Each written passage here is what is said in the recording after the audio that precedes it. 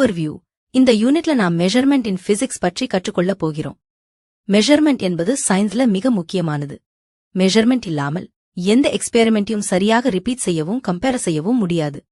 இந்த லெசன்ல நாம் முக்கியமான கான்செப்ட்ஸ் பற்றி கற்றுக்கொள்ளப் போகிறோம்.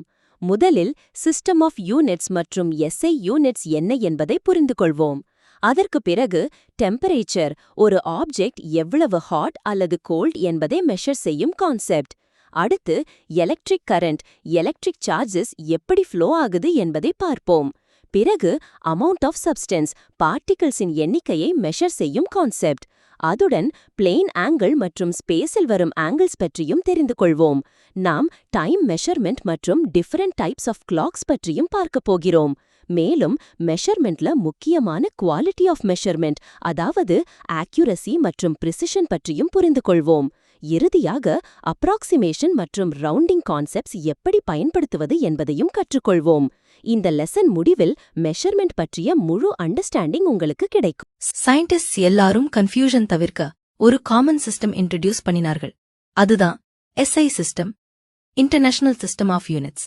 இந்த எஸ்ஐ சிஸ்டம்ல 7 பேஸ் குவான்டிட்டிஸ் இருக்கின்றன. Length, mass, time, temperature, electric current, amount of substance, luminous intensity.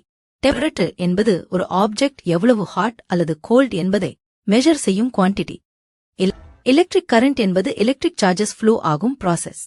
I equal to T by Q, எங்கு I என்பது கரண்ட், Q என்பது சார்ஜ், T என்பது டைம்.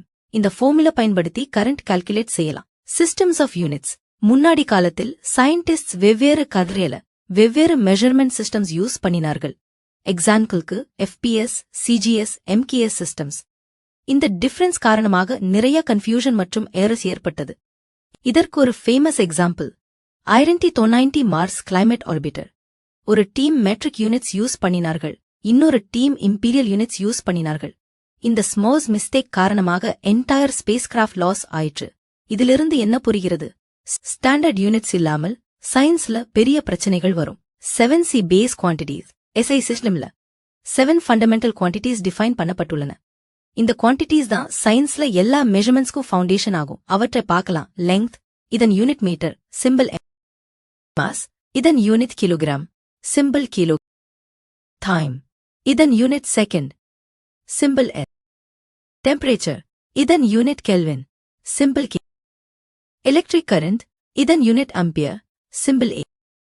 அமௌண்ட் ஆஃப் சப்ஸ்டன்ஸ், இதன் unit mole, symbol mole. Luminous intensity, இதன் unit candela, symbol CD. இந்த 7 base quantities தான் பிசிக்ஸ்ல மற்ற எல்லா யூனிட்ஸ் உருவாகும் அடிப்படையாகும். அதனால் இதை நன்றாக புரிந்து கொள்வது மிகவும் முக்கியம். 7C base quantities.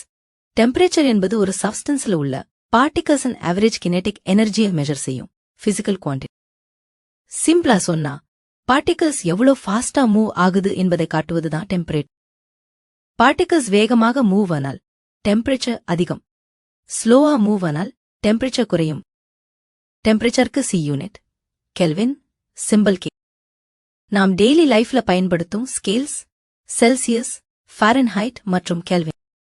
Temperature measure செய்யும் இன்ஸ்ட்ருமெண்ட் தெர்மோமீட்டர். இதில் முக்கியமான பாயிண்ட் என்னன்னா, பார்ட்டிகல்ஸ் மூவ்மெண்ட் அதிகமா இருந்தா டெம்பரேச்சர் அதிகம் இருக்கும்.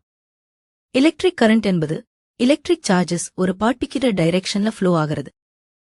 அதாவது எலக்ட்ரான்ஸ் ஒரு கண்டக்டர்ல மூவ் ஆகிறது தான் கரண்ட். கரண்ட் அண்ட் மேக்னிடியூட் என்னன்னா, ஒரு கண்டக்டர்ல ஒரு செகண்ட்ல எவ்வளவு சார்ஜ் ஃப்ளோ ஆகுது என்பதுதான். இதற்கான formula I equal to Q by T என்பது கரண்ட், Q என்பது சார்ஜ், T என்பது time. Charge and unit coulomb, C current and unit ampere A. ஒரு ஆம்பியர்னா ஒரு செகண்டுக்கு 1 கூலோம் சார்ஜ் ஃப்ளோ ஆகிறது. கரண்ட் மெஷர் செய்யும் இன்ஸ்ட்ருமெண்ட் அம்மீட்டர்.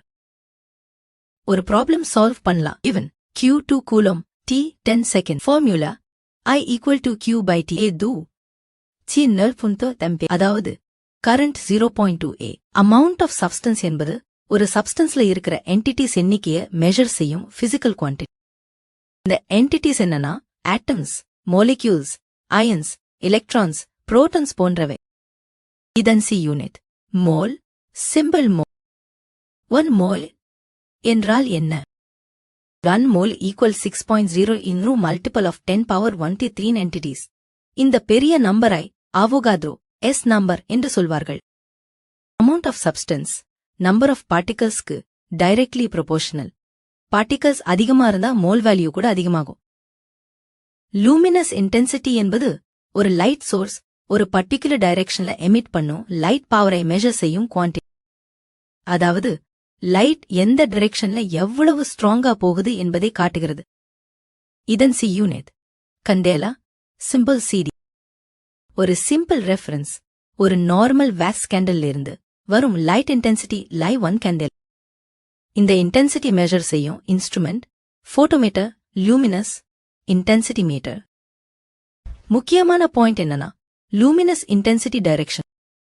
அதாவது லைட் எல்லா டைரக்ஷன்ல ஈக்குவலா இருக்காது, ஒரு டைரக்ஷன்ல மட்டும் மெஷர் பண்ணப்படுகிறது. இதுடன் தொடர்புடைய ஒரு டேர்ம் லூமினஸ் ஃப்ளக்ஸ். இது டோட்டல் லைட் அவுட்புட்டை மெஷர் செய்யும். இதன் யூனிட் லூமென். 1 லூமென் என்றால் 1 கண்டேலா இன்டென்சிட்டி கொண்ட சோர்ஸ் 1 ஸ்டெரேடியன் சாலிட் ஆங்கிள்ல எமிட் பண்ணும் லைட். நம்ம டெய்லி லைஃப்ல LED பல்ப் வாங்கும்போது லூமென்ஸ் என்ற ரேட்டிங் இருக்கும். அது டோட்டல் பிரைட்னஸை காட்டும். ஆனா கேண்டேலா என்ன? ஒரு பர்டிகுலர் டைரக்ஷனல் லைட் எவ்வளவு ஸ்ட்ராங்னு காட்டும். கிரிக்கெட் மேட்ச்ல அம்பையர் லைட் மீட்டர் யூஸ் பண்ணுவது பார்த்திருக்கலாம். அவர் கிரவுண்ட்ல லைட் இன்டென்சிட்டி செக் பண்ணி மேட்ச் கண்டினியூ பண்ணலாமா என்று டிசைட் பண்ணுவார். Plane angle versus solid angle. முதலில் பிளேன் ஆங்கிள் என்னன்னு பார்க்கலாம். பிளேன் ஆங்கிள் என்பது 2 ஸ்ட்ரெயிட் லைன்ஸ் சந்திக்கும்போது உருவாகும் ஆங்கிள். இது ஒரு 2D ஆங்கிள். இதன் யூனிட் ரேடியன். இப்போது சாலிட் ஆங்கிள் என்னன்னு பார்க்கலாம். சாலிட் ஆங்கிள் என்பது 3 அல்லது அதற்கு மேற்பட்ட பிளேன்ஸ் ஒரு பாயிண்ட்ல சந்திக்கும்போது உருவாகும் ஆங்கிள். இது ஒரு 3D ஆங்கிள்.